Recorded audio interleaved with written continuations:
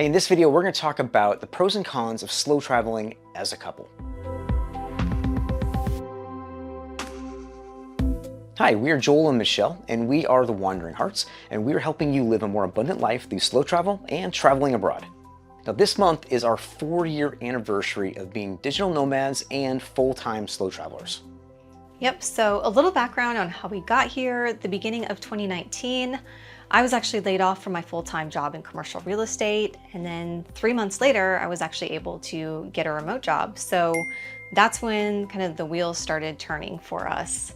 At the time, Joel was working as a film producer and he was traveling almost every month. So we were both getting a little tired of living in Nashville, and we talked through like multiple scenarios about selling our house, renting out our house, keeping our house, and using it as a whole base. But ultimately, we decided to actually sell everything and travel full time. Now, we ended up doing something pretty drastic and extreme, you might say. We ended up actually selling about 95% of everything that we owned, including our house, one of our cars, in order for us to travel full time. So here we are 4 years later, and we're still on the road, which is kind of a shock to me, actually. But in this video, we thought we'd go over the pros and cons of living this slow travel lifestyle, try to give you an idea of what it's like to travel full-time, especially as a couple, and provide a little bit of insights. This is all from like our insights and our experiences of these last 4 years of traveling. All right, so let's start with the first pro, which is cost. So it's actually a lot cheaper than most people think to travel full-time, especially if you're coming from a city or state in the United States that has a high cost of living, like LA, New York, or Miami.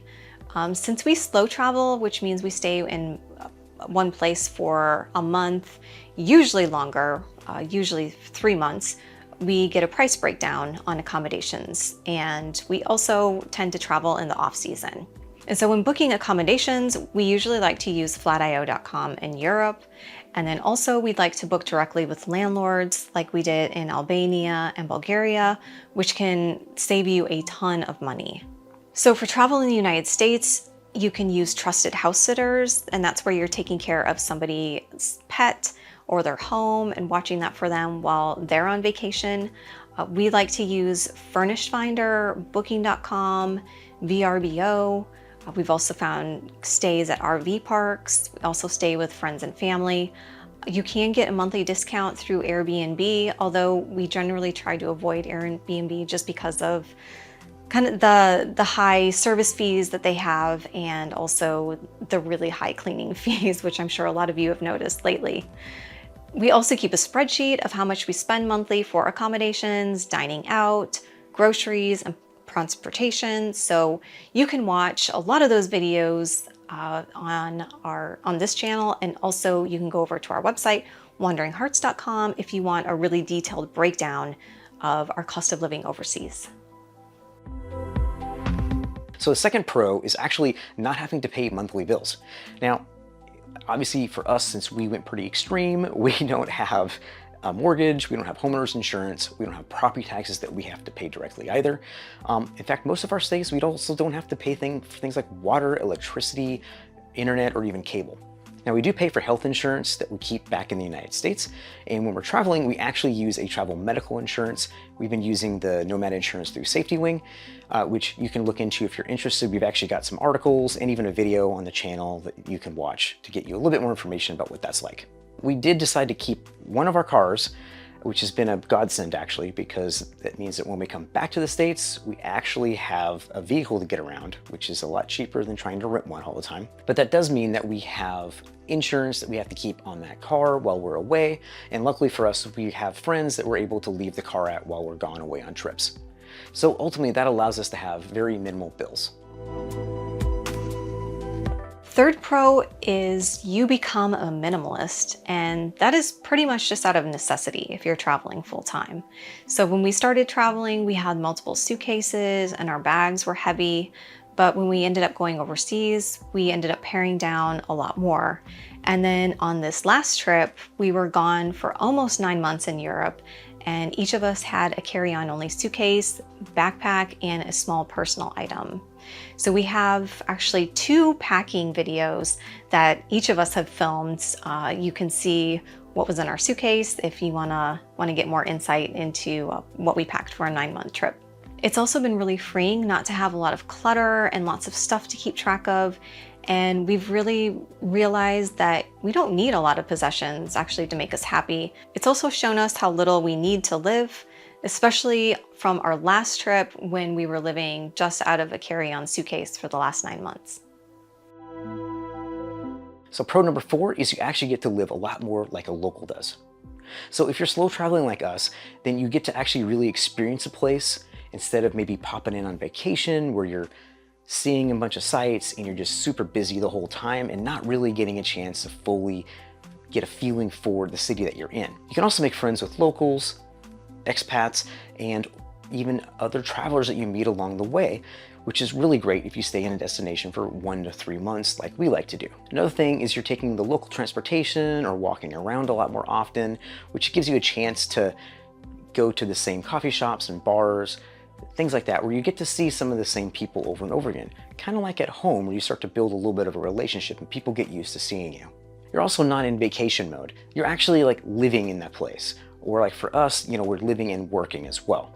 So that means you're actually going out and you're getting your groceries, you're doing your laundry, you're going to get your coffee at your favorite coffee shops, you're going for walks around the city or even like some parks and things like that.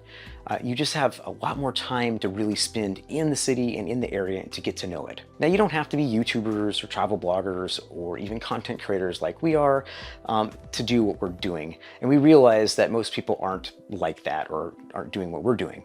But a lot of people that we meet in our travels are actually either they're expats, they might be retired early, or they might be working a remote job for a company back in the States as well, and they're also traveling full-time too.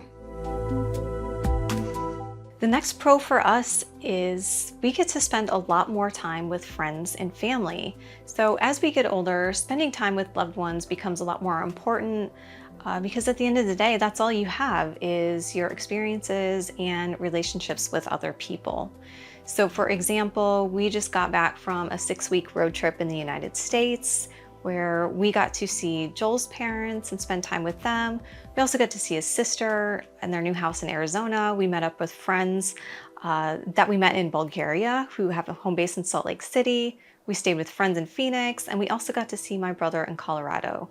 So it was a really wonderful trip, and we feel really lucky that we have the time and, extra time, than most people, because we're slow traveling, that we get to see all of these amazing places. We've also met and become friends with a lot of people in other countries and other nationalities who have different outlooks than us, different perspectives.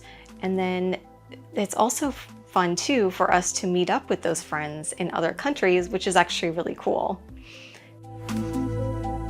Now, pro number 6 is actually experiencing new cultures and meeting new people. It's one of the main reasons that we do travel, and we've met so many wonderful people over the last couple of years and have had a lot of really, really great experiences. Traveling also opens you up to different ideas, different ways of life, and makes you question things as well. It gives you different perspectives, teaches you empathy, patience, and just how to be more flexible in your everyday life. Pro number 7, we're actually a lot more active when we're overseas. So when we're traveling, especially over in Europe, we're walking everywhere and we're taking public transportation pretty much everywhere. We're walking to go get our groceries, out to dinner, to the gym. It's just a huge pro for us and feels like a luxury when we're in a town or a bigger city that's walkable or has easy public transportation. And now for the cons. The first one being that sometimes full-time travel can be a little bit isolating. Now, you can get lonely even when you're traveling as a couple like we do, especially if you're in a new country that we haven't been to, or if you're traveling in an off-season in a place that might be a little bit slower and there's not as many tourists or even locals around. For instance, Portugal was like that for us. We were there in the Algarve, and that was in January and February, and it was pretty empty. There was not a lot of people around. Now, we weren't necessarily lonely, but we didn't really meet a whole lot of people. We didn't have those options, or as many options for those interactions. Except for like when one of my YouTube friends came down from Lisbon and met us down there, where we got to hang out with him and his girlfriend all day long, which was also really, really fun. So our second con is the lows and highs of travel. So this lifestyle can have really low lows, but it can also have really high highs. So obviously the pros on this they outweigh this as a con for us, because obviously we're still traveling full time, but it is something to think about. So last year I had major surgery and we had to come up with a plan about where we were going to be. It forced us to stop traveling for about 4 months, and so I had to recover from surgery, and it changed all of our travel plans. We also got super sick last year when we were in Prague, and we ended up spending 10 days, I think, in our apartment, and we only had about 3 days left over to explore the city. And it also kind of messed up our travel plans, so we couldn't fly because we were so sick. So that is also something that you just have to take into account. You know, when you're traveling, things happen, you're gonna get sick. Another thing is, during our time in Albania, the weather wasn't the best, which was actually unusual for that time of the year, but Joel deals with major seasonal depression, so that was a little bit tricky for us to kind of navigate. So it's just kind of some things to think about when you're traveling full time. Now, a third con is that actually solo traveling can be physically and mentally tiring. Now, if you're traveling outside of the United States or your home country, it can be mentally tiring, especially if you don't speak the local language. Things that we take for granted back in our home countries, like going to the grocery store, can turn into an adventure. Same as if you're trying to order out at a restaurant, or you're trying to just figure out the public transportation. Now, luckily, we do have some apps and tools that help us out with that, like Google Translate. You're also just hyper aware of everything because that's different around you, and that causes your brain to just like get really fatigued, because you're always constantly trying to translate and process things, or you're just not used to the languages and the sounds and the smells. And so that all kind of can add up a bit. And traveling can actually be physically exhausting as well, whether you're on a long plane ride or a train ride, or you're just gonna be uncomfortable during those times. You're gonna have to deal with things like time changes, or even just lifting your luggage around, like lifting a suitcase onto a train track or up some stairs, in a place that doesn't have an elevator or something. Even things like walking uphill in the cold, trying to get back to your apartment, can kind of get overwhelming at times as well. Or just being extra careful where you're walking too. Like sometimes the sidewalks aren't always in the best shape, or like our time in Lisbon, where you find that the beautiful tiled sidewalks are super slippery when it gets wet, and so you have to be very cautious and careful about that as well. You're just gonna have to accept that you're gonna be both physically, mentally, and emotionally tired at times, and hopefully it just doesn't last very long and you're able just to kind of push through that. Con number 4, FOMO is real. So if you're working for yourself like us, or even if you're working remotely and you have kind of different hours from the location that you're in, say maybe you're working at night or through the evening and you've got friends that are going out for dinner, a lot of times, maybe you won't be able to go, or you have to work till midnight or 3 in the morning. And then there's things that other people want to do or you want to do in the morning, things aren't open. So yeah, you just have to kind of work around that. But for us, we are working full time while we're in these locations, and we don't get to see as much as we want. So that's just something that we've kind of had to accept and deal with. But yeah, the FOMO is definitely real on that one. As a traveling couple, we're with each other 24 hours a day, 7 days a week. And we often are living in pretty small places. And that means that we don't have a way to kind of get away and escape from each other, whether that be just to get some work done or just to have like some alone time for yourself. This can be really hard, and it can take a toll on your relationship. you got to figure out how to give each other the space that they need. Whether that is going to a cafe by yourself to get some work done, or if it's going to like a co-working space as well. Con number 6 is maintaining a routine. So we found this actually can be pretty hard, just working for ourselves. You know, we're not on a 9-to-5 type job, so we're very reliant on just, you know, sitting down and setting a routine for ourselves and kind of figuring out like what works for us and what doesn't. And depending on what country you're in, stores, restaurants, and grocery stores, they will all have different hours. And that can kind of throw off your day. You know, if you go out to the grocery store and you're expecting it to be open, it might not be, especially if you're coming from the United States, like we are.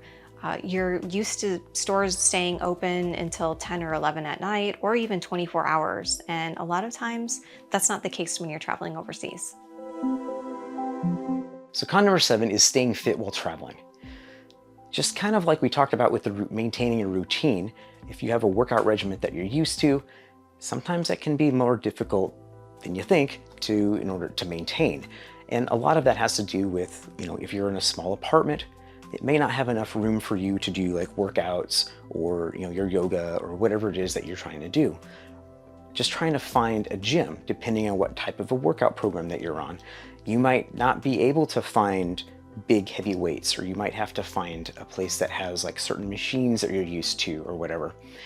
It might be difficult to find that, or it might just simply be that it's there, but it's maybe clear across town and just makes it that much more inconvenient. You can't just hop in a car and go do it. So, and since you don't have that car, you might be either you have to walk or take public transportation, or, you know, where in your vacationing, you usually are able to kind of stay on that because you stay in a hotel or something that might have a gym. So it's not too hard. You don't really miss too much. Another example is if you have a specific kind of dietary restriction that you're on. For instance, for me, I liked Greek yogurt. That's something I like to do in the mornings because I like the high protein content. And for us, it's been really hard to find that in some countries. I might not even be able to find it at all, or I have to find a substitute for it, like a Skyer or something else. In other cases, it's really easy. Like in Portugal, it was super easy for me to find that. And it was relatively inexpensive as well, where in other places like Albania, I had a really hard time trying to find a Greek yogurt or a Skyer that wasn't really, really expensive due to like import taxes and things like that. We hope this video was helpful. We're here trying to show you how you can live a more abundant life through slow travel. If we missed anything, or if we got something wrong, or if you've had any questions, be sure to let us know in the comments below. Yep, and you can find more information on our website at wanderinghearts.com, and also on this channel we talk about our cost of living. We have hotel stays, reviews, and tips for you guys about living a more abundant life through slow travel. Happy wandering. Happy wandering.